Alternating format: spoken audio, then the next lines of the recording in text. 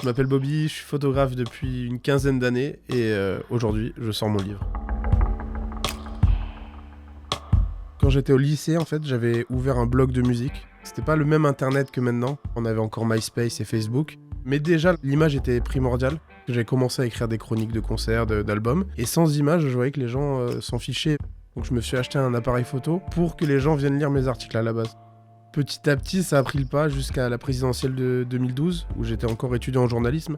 J'essayais de faire mes devoirs aussi bien en presse écrite qu'en photo pour avoir un objet complet. Je me suis rendu compte que c'était pas possible de à la fois bien écrire et à la fois bien faire des photos. Il fallait choisir et donc comme à l'époque j'étais un gros flemmard, j'ai regardé ce qui me rapportait le plus d'argent et qui me demandait le moins d'efforts. Avant j'étais trop content parce que je pouvais me lever à midi.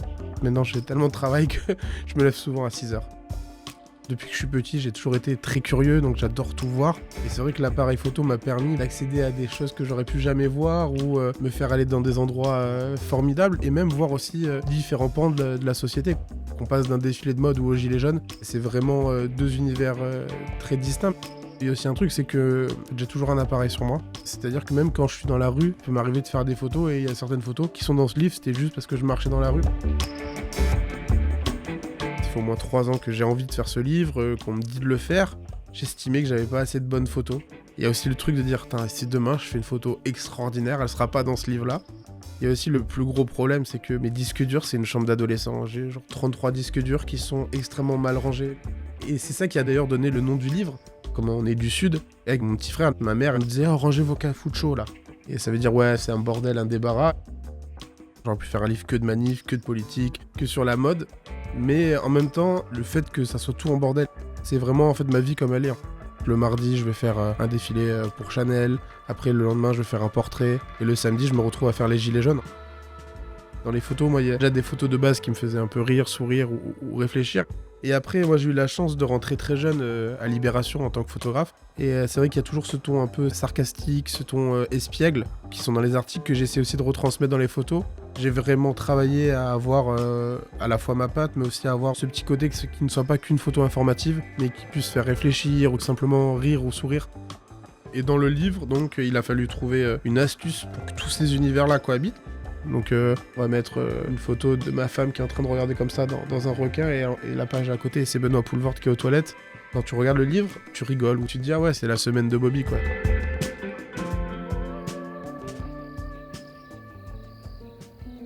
C'est une photo de ma femme que j'ai prise à Patmos. Là, on était en train de partir boire des bières pour changer. Et il y avait un lampadaire avec une belle lumière et c'était un peu le coucher de soleil, on était sur les hauteurs de l'île. Je dis vas-y, monte sur le muret là, je fais vraiment une ou deux photos comme ça, sans grande conviction. Son film préféré, c'est La La Land. Le lendemain, quand je retouche, elle était vraiment sur moi et tout, elle était j'adore cette photo. Et du coup, elle était en mode mais on dirait trop La La Land. Et c'était marrant parce que c'était un peu un des premiers voyages que je faisais avec ses copains et du coup, je suis passé trop pour un beau gosse avec cette photo. Et j'étais trop fier, je t'ai refait. Ce qui est marrant, c'est que souvent, cette photo, quand on m'en parle, on me dit ah mais ça c'était une campagne de pub quoi. Et non, c'était juste ma femme sur un muret. C'est ça que j'aime bien, c'est qu'en fait chacun a un peu son interprétation et je trouve ça cool là que chacun puisse un peu s'imaginer des trucs dans mes images. Cette photo, c'est peut-être une de mes préférées en manif, c'est celle du policier avec le bouclier cœur. Ça a été pris l'an dernier pendant la manif des retraites. On arrive sur Opéra, il y a des policiers qui s'affrontent avec des manifestants et je fais 2-3 photos et moi je vois direct ce gars-là avec son bouclier cœur. Et je me dis, bon, bah voilà, tout le monde va faire cette photo, ça va tourner sur les réseaux et tout. Le temps que je retouche mes trucs, je regarde un peu sur Instagram et tout, et je vois que personne n'a cette photo. Je me dis, c'est pas possible, genre, il y a que moi qui ai vu ce mec-là. Et ce qui a été drôle aussi, c'est les réactions que ça a suscité, parce que j'ai eu beaucoup de commentaires qui m'ont dit, ouais, c'est Photoshop, c'est de l'IA et tout. Et voilà, quand je suis dans une activité journalistique, il est hors de question qu'il y ait le moindre Photoshop, et alors de l'IA, j'en parle même pas. Et en fait, grâce à ces commentaires-là, j'ai eu le fin mot de l'histoire. Il se trouve que juste avant, les policiers se sont pris de la peinture dessus. Et en fait, c'est un autre policier qui a fait le cœur sur le bouclier de ce policier-là. Et je me suis dit, putain, si quelqu'un avait eu cette photo, ça aurait été incroyable. Et donc bon, j'étais content d'avoir ma photo, mais en même temps, un peu déçu de ne pas avoir eu celle qui précédait. Cette photo de Schwarzenegger, c'est marrant parce qu'on pourrait croire que c'est un portrait, mais ça n'en est pas un. On est au Festival de Cannes, les équipes du Plaza Athénée venaient de faire à manger pour Arnold Schwarzenegger. Et moi, je suis ultra fan de Schwarzy. Pendant le Covid, je me suis fait une liste, j'ai regardé tous les films de Arnold Schwarzenegger, mais du premier au dernier. Et ce qui est bien, c'est que dans ces cuisines-là, t'as un passage direct qui te permet de sortir par derrière sans passer par la salle. Il passe dans la cuisine. Et au moment de partir, il y a tous les commis et tout, pareil, qui sont en admiration. Et moi, je hurle sur un commis, vas-y, donne-lui le couteau, donne-lui le couteau. Et le commis, il me regarde, il fait, mais il va se blesser. Et je dis, mais t'es un fou, toi, c'est Arnold Schwarzenegger. Il a un tank chez lui, il va pas se blesser avec un petit couteau, quoi. Et donc là, Arnold Schwarzenegger était trop content, il prenait le couteau, il a essayé de couper un truc en inox, enfin, ça n'avait aucun sens.